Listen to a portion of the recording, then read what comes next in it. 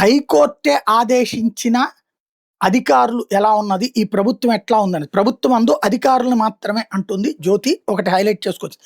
కాకినాడలో వైసీపీకి చెందిన ఒక నోటి దురుసు నేత అక్కడి సూర్యారావుపేటలోని 20 ఎకరాల ప్రైవేట్ భూమి మీద కన్నేశారు.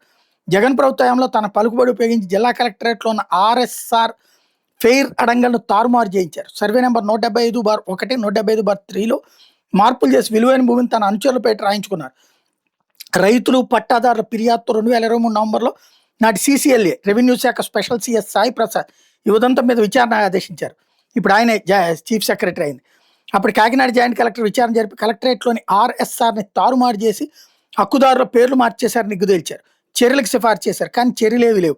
కూటమి ప్రభుత్వం వచ్చాక హక్కుదారులు మరోసారి దాని దృష్టికి తీసుకొచ్చారు.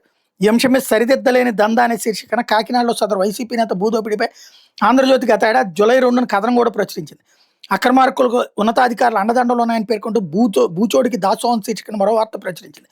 ఈ పరిణామాల మీద స్పందించి రెవెన్యూ శాఖ పోర్జరీకి గురైన రికార్డును సరిదిద్ది అసలైన హక్కులదారులకే భూములు దక్కేలా చూడాలని జిల్లా రెవెన్యూ అధికారులను ఆదేశించింది.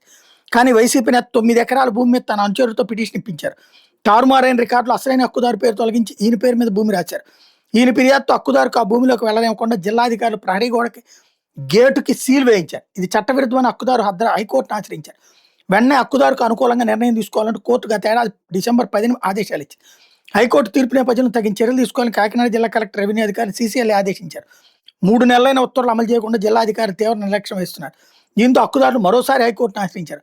Kakinada collector, revenue special CS, CCLA కూడా ప్రతివాదులుగా చేర్చారు. హైకోర్టు నుంచి సీసీఎల్ఏకి మరోసారి నోటీసులు వచ్చినాయి.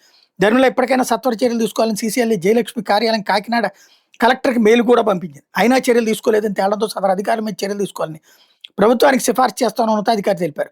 ఒకవైపు కోర్టు ధిక్కార కేసులు పెరిగిపోతున్నాయి. సీఎస్ సహా ఇతర ఉన్నతాధికారులు తమ ముందు వ్యక్తిగతంగా హాజరవ్వాలని హైకోర్టు ఆదేశాలు ఇస్తోంది.